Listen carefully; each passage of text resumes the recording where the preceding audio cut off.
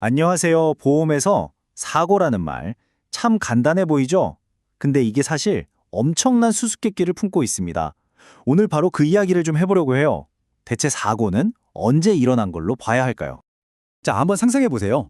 40년 전에 어떤 공장이 오염물질을 버렸어요. 그리고 오늘 그 동네 주민들이 병에 걸렸습니다. 그럼 보상은 누가 해야 할까요? 40년 전 그 보험사일까요? 아니면 지금 보험사일까요? 바로 이 골치 아픈 질문 하나가 보험의 판도를 완전히 뒤집어 놨습니다. 이 문제를 이해하려면요, 옛날 보험이 어땠는지부터 좀 들여다봐야 해요. 그러니까 남한테 피해를 줬을 때 물어주는 배상 책임 보험 말이죠. 처음엔 간단해 보였는데 이게 곧 엄청난 벽에 부딪히게 됩니다. 이런 게 바로 보험사들이 정말 벌벌 떠는 롱테일 리스크라는 겁니다. 꼬리가 엄청나게 긴 위험이란 뜻이죠.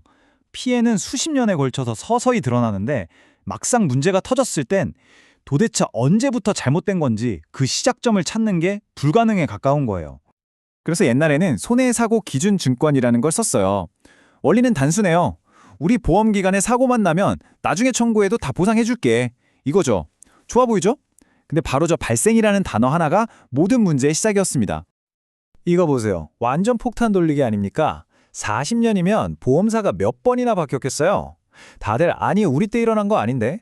하면서 서로 떠넘기는 거죠. 피해자만 중간에 끼어서 아무 보상도 못 받고요. 이래선 안 되겠다. 이 불확실성을 어떻게든 끝내야겠다. 그래서 보험업계가 머리를 싸매기 시작합니다. 자, 그래서 나온 아주 기발한 해법이 있습니다. 관점을 완전히 틀어버린 거죠. 바로 배상 청구 기준 증권입니다. 이건 정말 발상의 전환이에요. 사고가 언제 났냐? 이 복잡한 질문은 그냥 던져버리고 그래서 청구는 언제 들어왔는데? 이걸로 기준을 바꿔버린 겁니다. 아주 심플하죠? 물론 여기엔 소급 담보일자라는 안전장치가 있어요. 이 날짜 이후에 일어난 사고만 따지겠다는 거죠. 자, 보세요. 차이가 확 보이죠?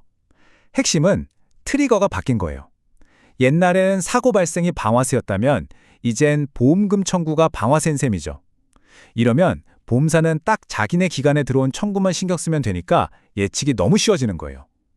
그래서 보통 의사나 변호사 같은 전문직 보험이 대부분 이런 방식입니다. 나중에 문제가 생길 수 있으니까요. 와, 그럼 이제 모든 문제가 해결된 걸까요? 천만에요. 이 똑똑한 해결책이 오히려 가입자들을 위한 아주 위험한 함정을 만들어냈습니다. 바로 보장의 공백이라는 함정이죠. 이게 어떻게 사람을 잡는지 의사 선생님의 의료과실 사례를 한번 따라가 볼게요. 이분 매년 꼬박꼬박 보험료 냈거든요. 그런데도 정말 아찔한 상황에 빠지게 됩니다. 자, 문제가 터졌습니다. 환자가 1월 30일에 소송을 걸었어요. 그럼 이 돈 누가 내줘야 할까요? 작년 보험 아니면 올해 새로 든 보험? 정답은 아무도 안 내줍니다. 이게 바로 그 무서운 보장의 공백이에요. 2022년 보험사는 청구가 우리 기간 끈다고 들어왔네? 우린 책임 없어 라고 하고 2023년 보험사는 사고가 우리 가입 전에 났네? 우린 책임 없어 라고 하는 거죠. 매년 보험료는 냈는데 정작 필요할 땐 아무도 날 지켜주지 않는 최악의 상황이 벌어진 겁니다. 다행히도 이 구멍을 메울 마지막 퍼즐 조각이 있습니다. 네, 바로 보고기간 연장 담보라는 건데요. 줄여서 ERP라고 불러요. 말 그대로 보고기간을 쭉 늘려주는 안전장치 같은 거예요. 업계에선 보통 꼬리보험, 영어로 테일 커버리지라고 많이 부릅니다. 그러니까 의사 선생님이 2022년 보험이 끝날 때 이 ERP를 사는 거예요. 그럼 2022년에 일어났던 일에 대해서는 보고할 수 있는 기간이 쫙 늘어나는 거죠. 마치 만료된 옛날 보험이랑 지금 사이에 튼튼한 다리를 하나 놓는 것과 같아요. 이렇게 하면 아까 그 위험한 공백을 완벽하게 막을 수 있습니다. 자, 이제 기본 원리는 다 이해하셨죠? 그럼 이제 한 걸음 물러나서 이 보험들이 전체적으로 어떻게 겹겹이 우리를 보호하는지 그 큰 그림을 한번 볼게요.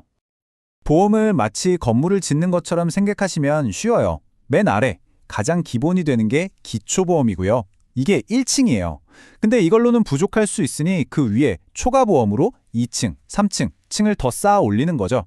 그리고 맨 꼭대기에서 이 모든 걸 덮어주는 지붕, 이게 바로 엄브렐라 보험입니다. 이름처럼 우산같이 넓게 펼쳐서 혹시 모를 빈틈까지 다 막아주는 최종 방어선인 셈이죠. 오늘 이야기 좀 복잡했나요? 근데 핵심은 딱 하나입니다.